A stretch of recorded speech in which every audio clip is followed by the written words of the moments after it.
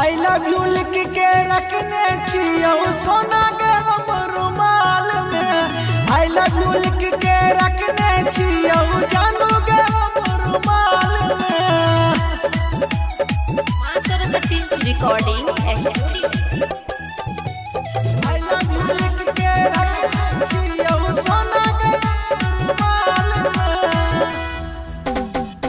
31 दिसंबर के जान करबै धूमधड़ाका, सबके सामने पर खोज करबो तोरा हम पाका। 31 दिसंबर के जान करबै धूमधड़ाका, सबके सामने पर खोज करबो तोरा गए पाका।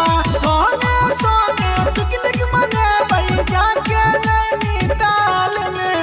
आई लव यू लिख के रखने छियो जानू गे हम रुमाल में। आई लव यू लिख के रखने छियो सोना गे हम रुमाल में। मां Saraswati recording studio. I love you लिख के रखने छियो सोना गे रुमाल में। 1 जनवरी के राइटर राजू राजा जी के बन जमरानिया।